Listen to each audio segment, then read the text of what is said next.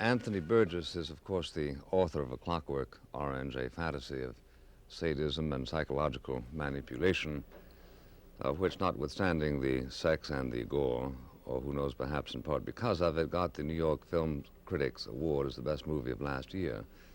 The author hardly noticed. He had sold the movie rights 10 years ago for $500, and without stopping to take a breath, was off working again on another book. He wrote his first at age 39, has written 24 since. Novels, books of literary criticism, textbooks, on and on they flow. Anthony Burgess was born and educated in England at Manchester University, served in the Army, taught school, and pursued always music. He has been a composer and a jazz pianist. He went off as an educational bureaucrat to Malaya in the late 50s, and it was there that the discovery took place, that he was above all a book writer. But he did not give up teaching. He has lectured and taught at several universities in America, is here in New York at the moment teaching at CCNY, an experience that prompted him recently to address an open letter to his students, imploring them to disdain less the past, to apply themselves more rigorously to learning, and to eschew the cant word relevance. The article, which displeased the militant student community, ended, "For the moment, I would ask you, my dear students, only to expand your vocabularies, develop a minimal grace of style, think harder, and learn who Helen of Troy and Nausicaa were. And for God's sakes, stop talking about relevance. All we have is the past." I should like to begin by asking Mr. Burgess, one, who was Nausicaa? And two, is it your impression that some of the students who attend your college are wasting their time? Well, these are two very different questions. Nausicaa, if I may correct your pronunciation, which is probably a more patrician one than my own, is a girl in the Odyssey who is playing ball with her companions and who falls in love with Ulysses when he lands there, torn and naked. And the connection was, I think, with the work I'm doing at City College on James Joyce's Ulysses, where there's a Nausicaa episode. So much for that. The other question, sorry, I've forgotten it already. I say, are there people attending your college who, in your judgment, are wasting their time? No, I don't think anybody wastes his or her time at university, but... or wasting your time? No, nobody wastes my time. I'm primarily a novelist, primarily a literary artist of sorts, and any experience I have enriches me, but I'm concerned this year with enriching other people as far as I can. I mean, I feel this strongly. I can't approach this whole business of teaching cynically, as many writers in residence do. I've been a teacher. I think I'm primarily a teacher, and I want to teach. And the mere fact of my wanting to teach people a good deal younger than myself raises a problem which had never been raised in the past, I think. The problem of the gap. What have I, person of a very ancient generation, a person who is already 55, to say to young men and women in their late teens and 20s? I think I have something to say, but this is contested, and not only by the young, it's contested also by people who should know better, the professors, the lecturers, who put themselves on the side of the young deliberately, hoping thereby when the revolution comes, if it does come, they'll get some sort of special preference, discounting the fact that they'll probably be the first to be put up against the wall and have to face the firing squad. No, I'm really seriously concerned about this, about what my job is at university. I do not doubt for one moment that anybody who is taught by me will get something. They may be taught something that they will not be able to digest and will be quick to vomit up, to reject. But this is, of course, all part of the learning process. What worries me is that many of the young in the present day think it's possible to begin with a kind of tabula rasa, with a blank page, in which to be young is enough, in which one can ignore totally what's been done in the past, ignore the lessons of the past, ignore the cyclical pattern of human history, and think it's possible to start again. Now, you have spoken about England as an achieved society, quote unquote, and about America as an emergent society, and you see here a far greater percentage of the population going to a college than, say, in England. Yes, indeed. Now, is this because England lacks the affluence to sustain so large a percentage of its students in college, or is it because it has a more realistic notion of the extent to which people learn after a particular point, on the extent to which a university is suited for that purpose? Well, there are 2 points there. You quote me rightly as having said somewhere that England is an achieved society. That doesn't mean what it seems to mean. I don't mean that England has now done everything it's possible to do, but that England feels that it has reached a point at which its political makeup, its national makeup, its aspirations are fairly clear. Whereas America still seems to me, perhaps wrongly, a young country, despite its great age. It's as old as the mother country, and also none, in which there is an attempt to hammer out some new form of society, some new values. The old values are being questioned all the time and being rejected. Problems here, racial problems, so-called ethnic problems, which is a curious kind of euphemism, ethnic problems, they're called. Various social problems, problems of the problems connected with the equitable distribution of wealth, which to a great extent have been solved in England. Now, let me say this about England. England has never taken education seriously. The reason why England has suffered a kind of nemesis in the post-war period from 1945 on is because we did not train our young to take an active part in the modern, highly technological world. We neglected in the 19th century a big opportunity to educate the deprived.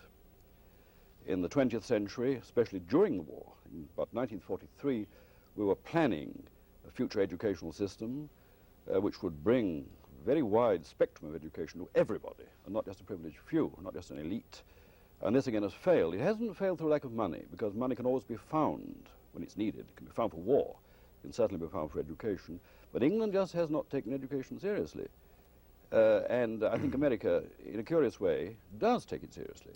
Well, now, when you said when you wrote, when inflation overtakes the new super universities, you're talking about America, not England, Yes. super universities will have to be built. This can go on forever. Ultimately, the gods of learning are not mocked. Mm-hmm. The term university may be rich in noble connotations, but it means only what we want it to mean. Mm-hmm. What you were saying there was that people are being given college degrees who, I take it by your standards, are barely literate. And I guess I'm asking you whether you are patient with this hypocrisy, whether you think that there is a net benefit derived, or whether, to return to England, you think that there is something akin to realism there in its assumption that people don't have to go to college. Yes, that is realistic. I agree. Although I think sooner or later England will follow America in a possible debasement of the whole conception of the university. Now let me get this absolutely clear in my own mind and in yours. I do believe that there have to be some, as it were, traditional standards in a higher seat of learning, that we can't make these ourselves democratically, that there is a body of learning, traditional learning. We have to appeal to tradition. And I think there's a kind of hypocrisy in the fact that there's a division in all universities, of course, between the fairly vague humanitarian studies, the humanities, and the much more precise scientific or technological studies. What worries me in America at the moment is the fact that there must be a large silent majority or minority of university students who are getting on with the job of understanding cybernetics, understanding new methods of clinical research. One makes no concessions there. One cannot say, well, we will lower the standard for doctors. We will give a man a medical degree after 3 years. We will allow students to get together and kick out a particular lecturer who teaches the pharmacopoeia and uses rather long words which we don't understand. There's no talk about that. But in the field of the humanities, there's a greater laxness than applies in the field of the technologies and the exact studies. And it is this that I'm worried about. I always feel, rightly or wrongly again, that there is some gross manipulation going on somewhere, that the young are being grossly manipulated by some forces, rather. It may be General Motors, it may be the government, I don't know, whereby they're being encouraged to rebel, encouraged to shout revolutionary slogans, encouraged to protest, because it doesn't matter, because they're only concerned with the conservation of certain humane principles, whereas the real work is being done in the background. The people who are going to take over the state are being very conscientiously prepared, the technologists, and that they do not go around with banners. Well, when you wrote that the division between a scientific discipline and a humanistic laxness is already manifesting itself in undergraduate lifestyles, you went on to say that the banner-waving students who hold protest meetings are merely indulged.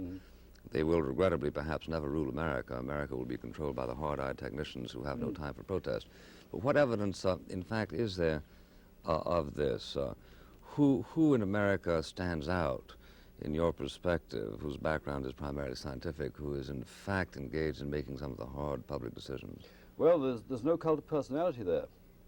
These people are totally anonymous. The people who rule any state, in whatever part of the world, are anonymous people. We do not imagine, for instance, that the British state is run by the elected representatives of the people. There is a parliament, there's an executive, but behind all these there's a civil service, which is totally anonymous. There are economic experts from Hungary who were behind the Wilsonian revolution, the failed Wilsonian revolution, socialist England a few years ago. There are scientists, there are research workers, there are pundits of various kinds who occasionally produce books. One name that stands out, a great name actually, was the name of Lord Keynes. We're always talking about Keynes in economics. Keynes was not really a politician. Keynes was a theorist. One of the few names that suddenly appear. He's also a major in philosophy. Yes, indeed he was. But what I'm trying to say is that in America, without doubt, there are forces which never achieve the incarnation of an aim, never appear on television, never appear in the press, are not subject to a cult, as, say, the president or the vice president is, and yet are conceivably running the country. You make it sound rather spooky. Is this an impression, or is this something concerning which you have you can come forward with some sort of an empirical... Unfortunately. Well, I may allow me to shelter behind the fact that I'm a comparative stranger here. I'm an Englishman. I'm not an American at all. I cannot claim any exact knowledge of how America is run. I have to rely to a great extent on impressions. These impressions are vague. These impressions are insubstantial. But it's an impression which I'm prepared to throw at people very frequently and say, come up with some counter to that impression. On the whole, people tell me it is true. They have a feeling that this is so. Well, of course, I suppose one can attack the problem by reasoning a posteriori. If in fact the military-industrial complex, as it's usually called, were in charge, it would seem to me the public policies would be proceeding differently from, in fact, the direction they have taken. You wouldn't find these wild oscillations in the stock market. You wouldn't find massive businesses almost going bankrupt, a lot of them going bankrupt. You wouldn't find a continuingly diminishing percentage of the national budget going to defense, that kind of thing. Well, one accepts there are forces. One study of history shows that there is a kind of zeitgeist, spirit of the age, that things decay not because of individuals, but because of certain forces, probably unconscious, which individuals should have learned to understand but didn't. That the Roman Empire probably declined, not because of moral degradation, not because of weakness at the center, but because of inflation, something as simple as that.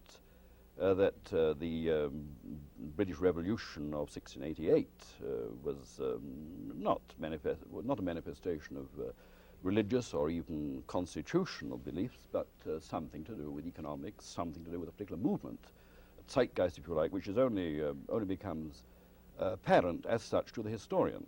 This is again one reason why I say we have to study the past. We have to get behind things and look at them coldly and clearly, and the present is not enough. Well, as regards the students, since you have taken at least a polemical position concerning them, I understand you to be making a very concrete complaint. You're saying that you have to face students who aren't prepared to face you, and yet you're not making extravagant demands of them. I haven't quite said as much as that, have I? No, I haven't. No, I guess I inferred that. I think you're going further than I would go. Well, only in the terms with which I myself confront my own body of knowledge, such as it is. It's conceivable that I'm totally wrong, but I feel that there is a philosophy abroad in America and by extension in the rest of the world which wishes not to understand the past, which wishes to believe that it is possible to throw over our inherited body of knowledge and make some kind of fresh start. Let's say knowledge of European history, knowledge of the history of the Roman Empire is not relevant, that word again, to our purposes, to our future. And it's this sense that everything brought up from the past has to be questioned. Why do we have to do this? Which it can in some ways be healthy. It is this which worries me, because you see the whole notion that the present exists is a total illusion. The present does not exist. The present rushes fiercely into the past, of course, so does the future. It seems to me that we have to understand, this is an a priori matter, we have to understand what we are given, the body of data that the past presents to us, and then reject it if need be, but not reject it simply because it is the past and consequently is No, I quite agree with you, but it may be that you are in a more optimistic mood than you were a few weeks ago when you wrote, but I quote you now exactly. Soon I must give a pass mark to. Now, soon I must give a pass mark to conveys to me as a rhetorical, the rhetorical architecture trope, of that phrase means that you are sad about it.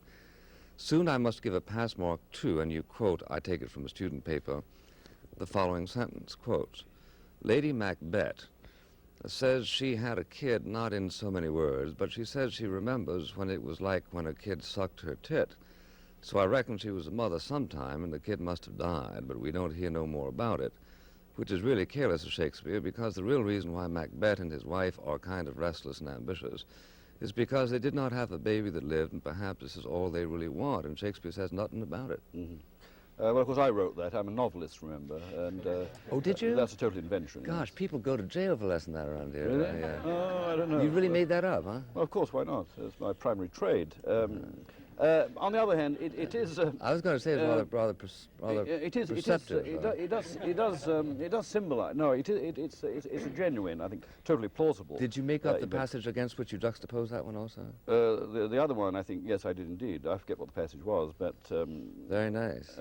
What is the passage? Well, he compared the student who wrote that to another student who wrote, quote, the weakly placed negatives in Dr. Faustus's penultimate line, ugly hell, gape not, come not Lucifer, may conceivably be taken as expressive of a desire not implausible in a Renaissance scholar to dare even the ultimate horrors for the sake of adding to his store of knowledge. Yes, that comes from my own MA thesis, which I wrote many years ago. You passed, I think. Well, I just about got away with it. Our standards were pretty rigorous in those days. I think the thing I was trying to say there was not that I individually must soon, i.e. in a few weeks or a few months, give a mark on this kind of writing, but that I, who stand for any pedagogue... You said give a pass mark. Give a pass mark. I, who am stand for the pedagogue, must eventually have to give a mark to that kind of thing, because that will represent the sort of norm. This is a danger. I don't say it's happened yet, but it will happen. Well, what are the implications of it, and are the implications of it a democratist mania for education, which is self-deceptive? This is why I take it you start talking about super universities, because well, this the gods of learning are not exactly. The point I was trying to make there was this, that we might indeed have a great number of students who would be studying Shakespeare and would produce that kind of judgment in that kind of language. I'm not saying essentially that it's bad. I mean, all I'm trying to suggest is that we require new standards. Indeed, we will give new standards to that kind of writing. We'll say, this is worthy of pass mark, this is worthy ultimately of a degree. All right, we have degrees then. But then there's a vista, an endless vista of standards somewhat higher than that. Shall we say the MA standard, the PhD standard. The PhD standard will, in time, be that standard. Therefore, we'll have to think of some new kind of degree beyond the PhD. We'll have to think of some new kind of university, and so it will go on forever. If we are lowering our standards, I don't say we necessarily are, but there's a danger that we may. If we are lowering our standards, then we have to think of a higher standard and a higher body of learning. But are you willing to play this this game passively, or do you fancy yourself as objecting to what seems to be an infinite act of self-delusion? Oh, I don't fancy myself as anything at all, except possibly as a writer, and even then not very much. But as one who has been involved off and on in the educational process for many, many years, there is a perpetual nagging need to be in. This is maybe, again, a kind of British thing. The British can't leave things alone. This is one of their great vices or virtues, what you will. It's maybe a British thing. It's certainly in me, this desire to be involved somehow in education. And then, I admit this, somehow be cowardly about it. Not take on the whole process thoroughly and say, I will give up writing, I will become a university professor. I doubt if any university would have me on a full-time basis anyway. And really get down to the job of pedagogic, get down to the whole problem of teaching, write books on it, lecture on it. I'm not ready to do that. And of course I'm in the unfortunate position that any writer is in, that he will deliver some judgment in a piece of journalism, which then becomes a very solemn text. And I'm afraid this is becoming a rather solemn text at the moment. Mm-hmm. You will say, rightly perhaps, oh well, you have written it, and therefore you must be prepared, as in a Cambridge tripos, on a four-cornered seat, to defend it. I'm prepared to defend it, but the elements of defense... No, I don't know. As far as I'm concerned, this is not a considered. As far as I'm concerned, you can disavow it if you want. Mm-hmm. You can disavow it if you want. I will not disavow it at all. Or elaborate. I will not disavow it. Yeah.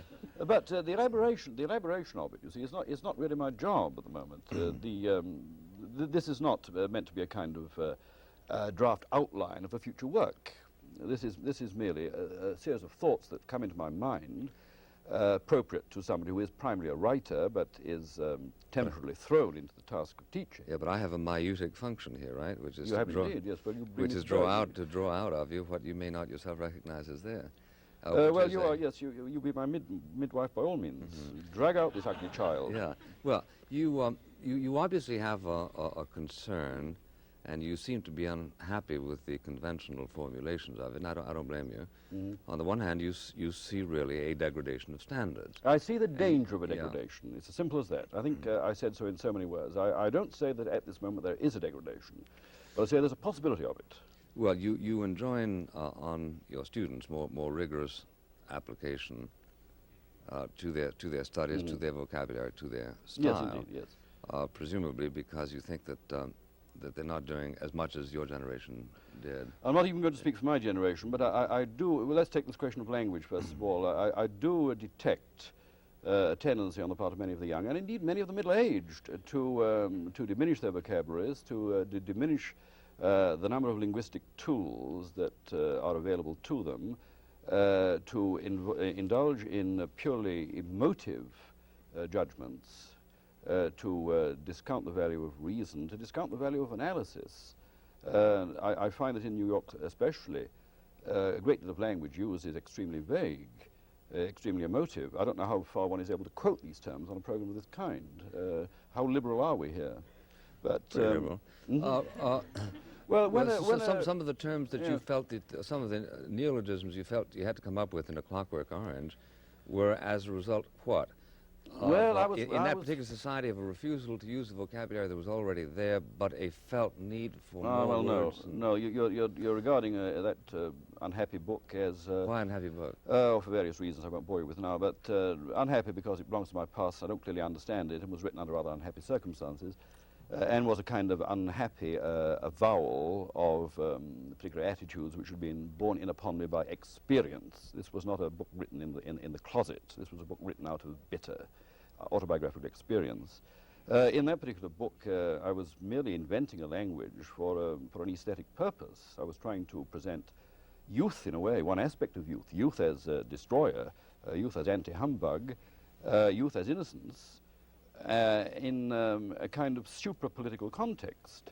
Here I had a young boy who was using the languages of the two super-states of the world, America and Russia, and yet he was in some measure dancing above the Iron Curtain. Having borrowed the vocabulary of Russian, the vocabulary of Anglo-American, it created a language which was antisocial, anti-state, was a mere vehicle for the manifestation of a particular kind of joy. no more. This has nothing to do with my feelings about what kind of vocabulary should be used by university students. This is me as a novelist and not me as a pedagogue. You as a pedagogue feel what? That the resistance to a larger and varied vocabulary is what? Is it pure sloth, or is it a tendency to subsume everything into one generic formulation? It's a kind of sloth, but at the same time, it's, well, I suppose this comes out of sloth, it's a desire to simplify, to make highly complex situations easily manageable. I see this, for instance, with the attempt on the part of some pundits to regard what they call black English as a valuable language in itself, where, of course, it is the language of deprivation. It is a slave language, and it has the reek of slavery and the clank of the chains in it. As regarded, what would be an illustration? I'm not going to quote black English now, but you know precisely what I mean. The way in which words become mere counters for resentment and not devices for analysis. I don't know how far I'm able to quote words on this program, but when a student comes to my office, as he did the other day, and says, "Why do you write that fucked up article in the New York Times?" I have to say, "Well, what precisely do you mean by fucked up? Do you mean it was badly written? Do you mean it was ill-considered? Or do you mean you merely don't like it?" And he has to conclude that he really doesn't like it. When I hear somebody in the street say, "What time is it?" and the reply is, "Oh, it's 4 o'clock," or some shit like that, I have to be very wary of this tendency to colour language in that particular way, that fecal. I don't reject that on any moral principle, but on a pure linguistic principle. I find that this is happening. That the tendency to use words, to use counters, and use them in all kinds of contexts, with no attempt to broaden the spectrum of language and use it for analysing, for really understanding, is a dangerous thing. And I think it's being abetted to a great extent, not by the young themselves, but by their betters. Well, not by their betters, but certainly by their elders. Well, now, you started by saying it goes further than sloth. Now describe. I think it goes further than sloth. Okay, now describe what it is that it does signify. Let us take an example now from literature. Let us take George Orwell's 1984, in which a language called Newspeak is foisted on the population of airstrip number 1. The idea of Newspeak is to limit vocabulary, to limit... Was to distort vocabulary. Well, not to distort, but to limit or even to nullify the human capacity to make political judgments. If I say Big Brother is double plus ungood, I have not made a judgment which can be substantiated, because Big Brother by definition is good.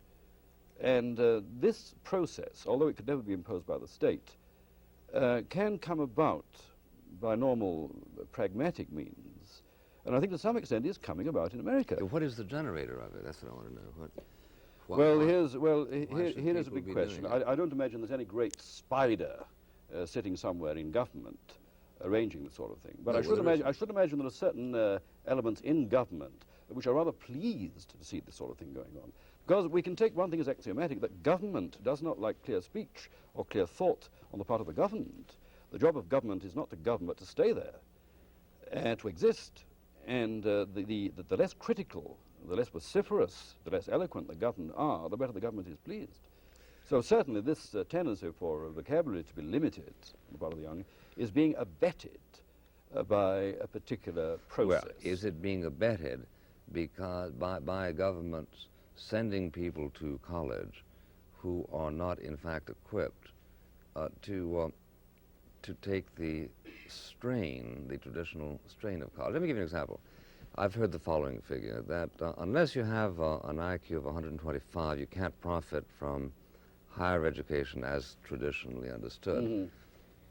Now, of the 40% of Americans who are in college, so this analysis tells us, 20% have an IQ of less than 125. Mm-hmm. Now, would you say that this is government abetting the anti-critical process, or is this just too much of a coincidence? Now, this is one interesting and possibly fundamental example of an American confronting an Englishman, because I don't know what these IQ figures mean. I've never paid a great deal of attention to this method of assessing one's intelligence. I think my own IQ is very low. very low indeed. Well, I suppose they're talking about verbal IQ. No, I've never accepted the notion of an undifferentiated intelligence quotient. I believe in the Binet double system, whereby one can be very stupid at many things, but rather clever at others. I remember on one occasion I was supervising an IQ session in which my own students had to be given an IQ under, I suppose, the pressure of American educational thought. And we had this kind of question, what is the relationship between these words? Or draw up these words into two groups. And one group was verbs and the other group was nouns. It was as simple as that. But this student, who was a very special one, found that half the words were of Latin origin and the other half were of Greek origin. So drew them up in this way. Naturally, following the matrix, he got a fail. This sort of thing goes on, as you know, in other regions. I don't know anything about IQ. I think you're being I don't think about entertaining. it. No, I don't know anything about IQ. I don't think about IQ. I'm not asking you to know anything about But IQ. in IQ, I'm not asking you to the idea IQ. is that anybody can go to university, right? This is it. Anybody can go to university. This is the ideal we're moving towards. Anybody can go to university. You made a certain hit-and-run charges about all kinds of conditions, and I'm not accusing you of cowardice, but I'm interested enough. You may do that. I'm interested enough in what you have to say to want to explore it. Now, you say that there is a sense, an Orwellian sense, in which government is abetting, using your word exactly, the general deterioration of verbal standards, such as to cause people to look for a generic formulation as an umbrella for a number of possible alternatives, which are infinitely individuated. Now, I want to know, how are they doing it? How are they abetting it? Is one way that they're abetting it by putting up the money to send people to school on an open admissions policy, even if they can't pass elementary examinations that show certain powers of verbal apprehension necessary to understand, say, your novels? I can imagine myself. If not, I'd like to know how they are abetting. I can imagine myself writing a novel in which that kind of scenario figured prominently and was regarded as totally acceptable. Whether this is happening, in fact, I don't know. Well, but I would say that the forces of government, those forces which control us, are not displeased to find a dissemination of easy acceptance of a set of shibboleths, unwillingness to argue closely, unwillingness to criticize closely. I'd say not only the government, but also those forces which sell us things, the forces which lie behind television commercials, for instance, which may be quantitatively different from the forces of government, but which are alike. They are like government in that they represent one of the big forces which control our lives. Our minds are controlled to some extent by government. The way we act is controlled by government. The way we consume is controlled by these other forces. I would say they both have a common end, and that is to diminish the critical power of the average citizen. Well, do you think that... if you don't mind, say affected but not controlled, because it's simply unsubstantiated that there are habits of control. Do you think any politician really likes reasoned criticism? Would you think your president, God bless him, at this moment would be delighted if somebody stood up and delivered himself of a long analytical breakdown? It depends quite obviously on the context. If the context is punitive, the answer is no. If the context is such as to permit him to make a choice that will prove to be popular and successful, then the answer is yes. I imagine that Mr. Nixon wants to hear lucid commentary from Mr. Kissinger, and probably does. This doesn't mean that he wants to hear lucid commentary from George McGovern. The chances of his doing so are pretty small anyway. Of course, yes, indeed. But of course, the lucid commentary, in any case, I think would always I know your own political leanings would probably lead to something demolitory, shall we say the least of it. I think we're getting off the point now, aren't we? No, I know you are. I think we're getting off the point. I was trying to find out. We're dealing with the young. We're dealing with youth. Incidentally, we haven't defined this term, by the way. Oh, let's not, please. All right, we won't define it now. You're going to tell me we're dealing with the education of the young. We're dealing with the education of the young. Yeah. I'm positing this. I'm saying in a legalistic manner. I put it to you that education is divided. Higher education is divided. There's a corpus of students who are being trained to take over the world from a technological aspect. There's a body of students being trained in the humanities. Now, both must coexist. We cannot have a technological society because we know the dangers of that. We don't want B.F. Skinner telling us or making us behave in particular ways. We like to feel we have a certain measure of freedom. Do we not think that the technologists, the scientific controllers, should in some measure, in a great measure, be countered, be balanced, be qualified by this other body of knowledge, which we can call humanistic knowledge? Now, I feel it's in the field of humanistic knowledge that American education is conceivably, use that favorite word of mine, on the downgrade. That's what I'm saying. Okay. And I put it to you. Okay. Congratulations. Now, I put it to you. Now, you put what to me? I put it to you. Right, Yeah, okay, put it to you. Okay. All right. Then let me ask you this. Since we said that it went beyond a sloth, let's attempt to finger what it is that causes this. What is the generating motor behind this downgrade, to use your word? We have said that the government, under certain circumstances, is a beneficiary of it. So is the industrial. So is Heinz 57. So is anyone. But let's talk about them as incidental beneficiaries rather than the primary evil ones. eyes Right, quite, yes, who cause this. I agree with you all the way there. Yeah, so what is it? What is going on? What is going on at the moment? No, wait. Why I can tell you what's going on. it? I tell you. Well, let's look at it this way. There is a tendency on the part of youth, whatever youth is, but shall we say, a particular age group. Young people. Young people. I have a son of 8. I don't regard him as youth, but somebody say from the age of 18 on to the age of 22, 23, the student age. Shall we say that? There's been a tendency in the last 10 years for youth to be regarded. I don't say youth primarily regards itself, but for youth to be regarded, or this view of youth to be foisted on the young, whereby the young are already a completed, achieved segment of society. That to be young is enough in itself. I am young, therefore I am saved. I do not have to bolster up, justify my status in society, my position in society, my position as a human being, by acquiring knowledge, Sort of sacramental achievement. even by doing anything. There was a period about 10 years ago, as you know, when we had in England we called them skiffle groups, when anybody could play a musical instrument, when you merely picked up a guitar that had 3 keys on it, one for F, one for B flat, and one for C, whereby you merely twanged a string attached to a tea box, a tea chest, and you were playing the double bass. This period, this was grotesque, but this was a period in which it was enough to be young. Youth manifested itself in easy techniques, which anybody could learn. Anybody could sing, anybody could arrange music. One young man I know said he was the best arranger in the business. All he did was to say, right, make me a Spanish sound, right, make me a kind of a trumpet sound, and there it was. There was no need to learn how to read music, no need to learn how to study the techniques of instrumentation. More and more one had to get, if one required any pabulum at all, it had to be very instant, very easy pabulum, and did not involve the hard grind of study, the acquisition of other languages, the acquisition of a large vocabulary. Is this This I think is true. Is this related to this inflation you spoke about a moment ago? That is to say, It is inflation. It's bound to be inflation. yeah, if in fact one has to take people into college, give them passing grades, give them degrees, irrespective of their being able actually to arrange music, or merely to speak about it, as you spoke about it, and pass that off as an arrangement, then there is some sort of acquiescence in that degradation of standards, right, on the part of people in formal authority. People in formal authority, but you see, the thing goes deeper. The thing is almost mythical. We all desire to be young. I would like nothing better than to be, at the moment, even 25 years younger, an age which for many of you would be even less than 0. We all want to be young because youth seems to imply beauty, thinness, sexual competence, fitness, and all these other things.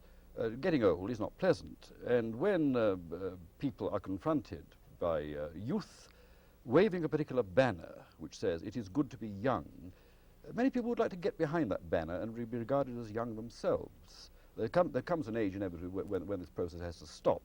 But I've seen it in universities, I've seen it in schools of young teachers allying themselves with the young, not because they necessarily think the young are right, but because it's rather nice to be young and to be associated with the young.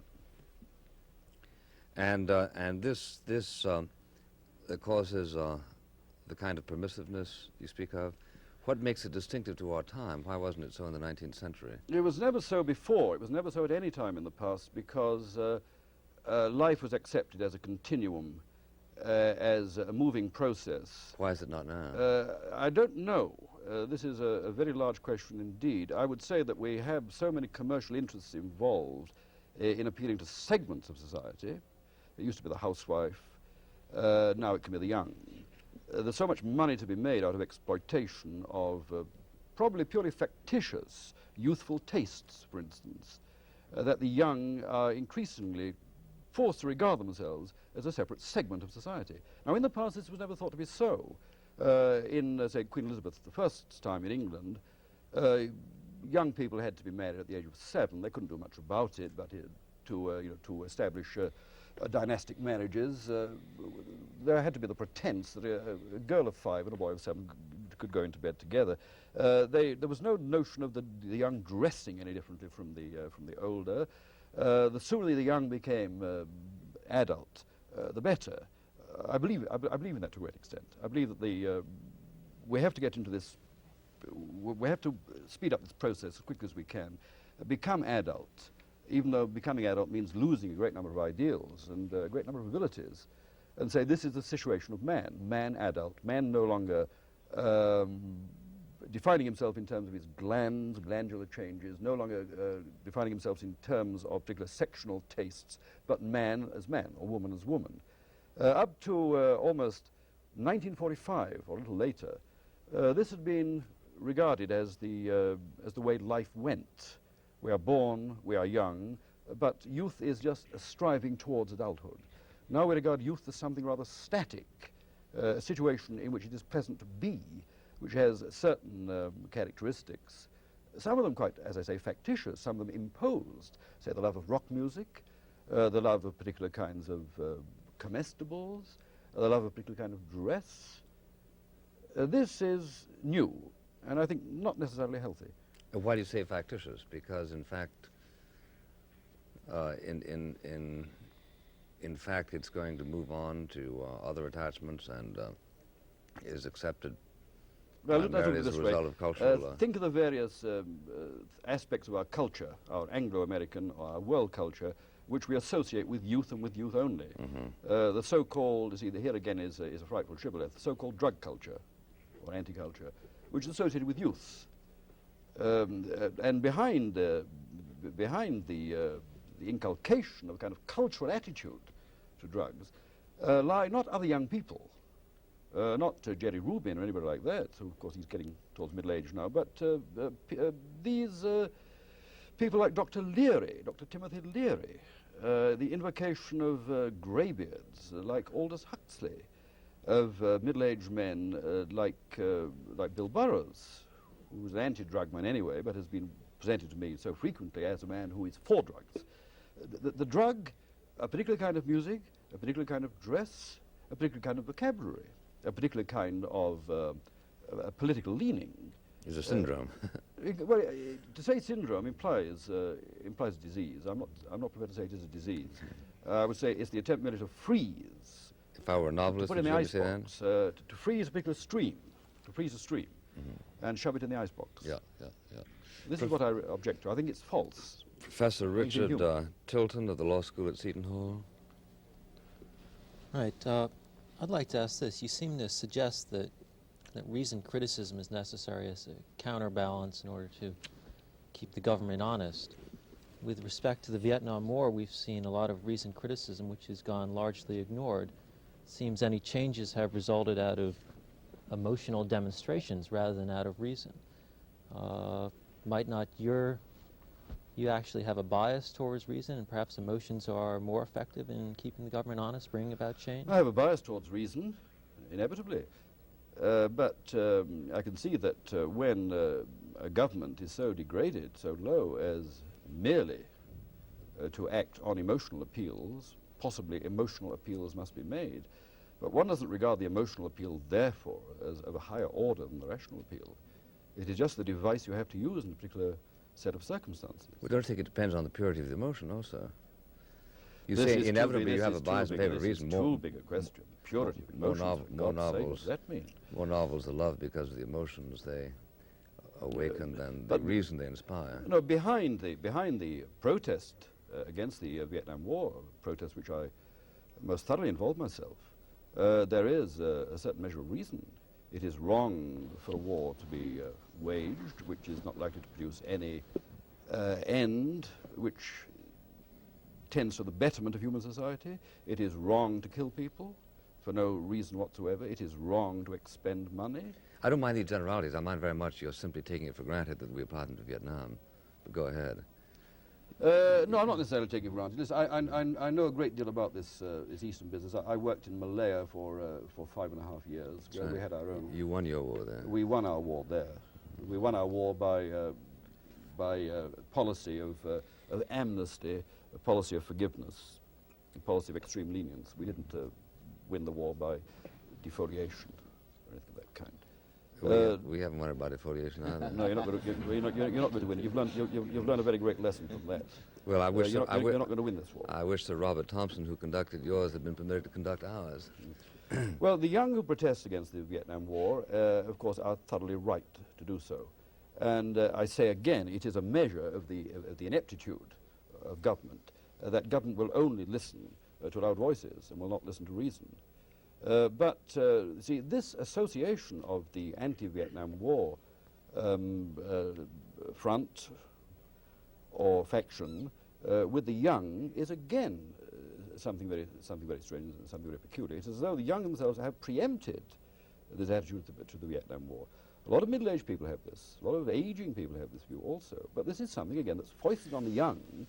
And because so many of the things that the young like to do are regarded as antisocial, therefore this becomes tarred with the youth colours and is rejected because of that association. Yeah, but it's also true, isn't it, that that which is emotional is not necessarily antithetical to reason. Not at all, no. Emotion and reason should ride hand in hand together. When we can explain our emotions in terms of, in syllogistic terms, then we can push on ahead with our emotions and make them as emotional as we like. When emotion merely springs out of prejudices, sectarian prejudices, such as much of the emotion in the South between the whites and the blacks, then, of course, we have to be much on our guard. I fear that a good deal of the emotionalism that's manifested among today's youth is not backed by reason. Miss Diana Armenakis of the Philosophy Department, Seton Hall. Yes. I'd like to ask Mr. Burgess, in saying that the young don't consider the past as important as you think they should, or they don't consider language as important, or they don't study as such, what are you telling us, the youth, we should be striving for? I mean, you're setting up some type of goal that we, with these guidelines and with this background, we should achieve. What if we disagree with this goal? Oh, you may disagree with it. Reason may not necessarily prevail. I've entered a very inflammatory area indeed. I'm well aware of this. I can only deduce from my own experience of trying to cope with my own problems and the problems, say, of my nation, of my group, that to see life as a whole, to see the whole human process as a continuum, is the only way of understanding what human behavior is. How human beings will cope with a particular eventuality. You see, let me give you one very privy example. That is the problem we're having in Ulster at the present time. So I speak for the inhabitants of those offshore islands over there. How to explain this Ulster business? We don't explain it from press handouts from the IRA or from the Ulster Protestants. We explain it in terms of what has happened there in the past. We have to evoke history, we have to invoke history, I should say, in order to see how this thing came about. We may have to go back as far as about 1600 to understand how this sort of thing happened. I'm not suggesting for one moment that we all do that. We all get down onto our books and spend conceivably waste valuable time in getting at the historical antecedents of the present events in Ulster. But we must know that the past is there. We can't regard this as an essentially contemporary phenomenon. It is something which has been there before and can be explained in particular ways. And this is where the invocation of the past comes in. That's what I'm saying. My question is essentially a farmer, for example, who is content to work with his crops, etc., also has what he would consider a deep understanding. I'm saying, why is not that just as important? Why must we understand the complete continuum and make well, decisions? I mean, your own studies are committed to this. You're a philosopher, presumably, and this means you're studying the philosophers of the past. You're studying the whole history of philosophy. You're studying processes, theories which come up, disappear, come up again, the whole cyclical process, the conflict between the idealists and the realists. This is surely is part of your study. And you're well into the past. You're trying to understand man through the documents which have been left to us by past philosophers, whatever a philosophy is. But you're much concerned with the past. Are you not? Yes, I am. I don't see. I personally may be, but I'm saying my fellow student, for example, may not. Why should he have to apply himself in the same way I do when he enjoys doing another type of thing? Because there's nothing else. Because there's nothing else. Because there is no present. The present is only the past. The present is becoming the past now. That's all I'm saying. Well, you're being a little arbitrary there, because if I were a politician, you would applaud. If you're saying there is nothing that doesn't change, you would be right, speaking as a physicist. But I could say, for instance, that the Mona Lisa hasn't perceptibly changed for several hundred years. You mean the form, the actual form? Well, that's the actual canvas. The actual canvas. Well, it has changed, of course. Well, organically, a chemist would tell you it's changed, but an artist would tell you it hasn't much. Aesthetically, it has not changed. Your view of it has changed, but it hasn't changed. However, well, this is one reason why I find our salvation. I seek salvation in art, which doesn't argue, which merely presents. I don't seek it in religion, which promises heaven, but in art, which gives heaven for a brief time, which does represent a kind of constant entity which underlies change, a cyclical movement. It is a solidity in a way that politics and religion and even philosophy are not solidities. But that's another matter, I suppose. Well, that again is another matter altogether. Your view. Another evasion. Right. Yeah. Professor Ahmed Bulbulia, also of the Law School of the Seton Hall University. Mr. Burgess, you seem to react to this student cry for relevance. And at the same time, you tell us that technocrats now run our society. Are the students not really telling us that it's a failure of the universities in pointing this truth out? And you should make your studies more relevant to the kinds of things that are really operative in our society. And it's your failure to do so which is what is basically irrelevant about modern-day education. No, you see, words are treacherous things, as we all know. I was using the term relevance, I think, in quotes in my article, because I've heard the term used so often as a handy counter, as a handy banner to wave, if you like, in every possible context. Of course, the word relevant has a meaning, but it has a relative meaning. Relevant to what? Relevant to this, that, or the other. What is the relevance of technology to the modern state, etc., etc. When people say it is not relevant, then my hackles bristle a little, because the term is not completed. Relevant to what? Relevant to the continuum of human life, relevant to students now, relevant to these United States now. I'm really crying out against imprecision. But I would accept also what you say, that the students of today are a kind of crying witness to the dangers of technology. Are they not? But a very emotional witness. And yet they themselves are, if I may say this, also the victims of technology. You sound like Skinner. Oh, well, I'll change that immediately. I mean, whatever Skinner says is necessarily wrong. No, all right, cut that out if you like. What worries me is the fact that today's students are already imbued with technology.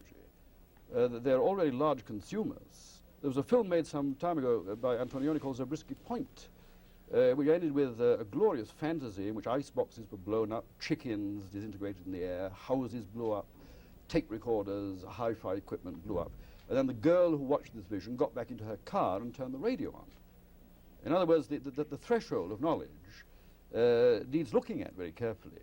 I've dealt with American students in Spain, in very backward parts of Spain, where they want the primitive life. They want to live on fish and rice and wine.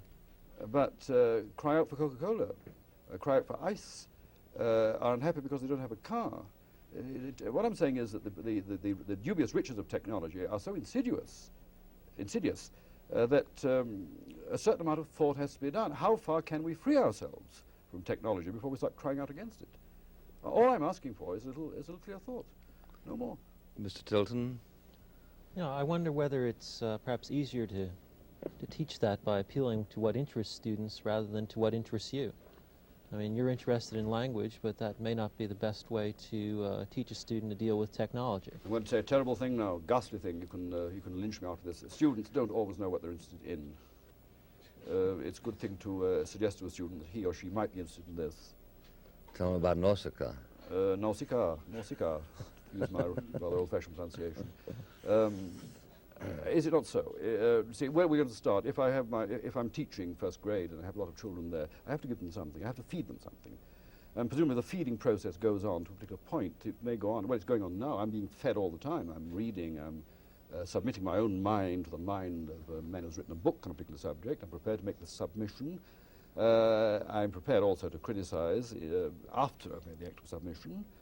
But I have to feed students something. We all have to feed them something. They may reject what I'm feeding them, but at least they ought to have a chance to see whether they can digest this material, whether it will make them into fuller organisms. I think my question is, how are you going to feed them? It's been suggested that, for instance, people will learn to read much faster if they can read about something which interests them, a political event or something like that, rather than being forced to read something which is uninteresting to them. And I suggest maybe the university should be structured the same way. Does anybody actually do that now, force children to learn something which they're not interested in? Well, I think the New York City school system is certainly set up that way. The subjects. Well, thank God I'm not responsible for that. But you're part of it. Mm-hmm. Yes, I'm part of it. But I'm part of it, but I have no say in it. Remember, you're a very hypocritical lot. I mean, you broke away from us. When I say us, I mean the British Empire, on this particular slogan: no taxation without representation. Here I am paying taxes and totally unrepresented. Well, we were corporate expatriates. You're a very hypocritical lot. Very hypocritical. Well, we committed a corporate act of expatriation. Yours was personal. Well, I don't see the difference between them.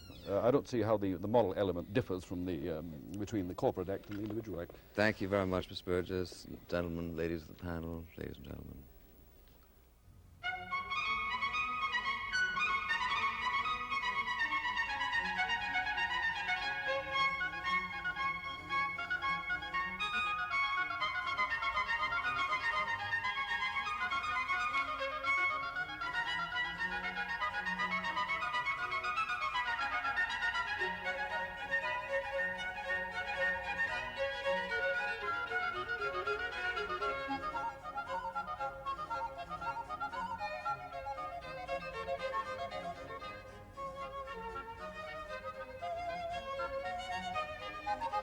For a printed bound copy of this program, send 25 cents in coin to Firing Line, Post Office Box 5966, Columbia, South Carolina 29250.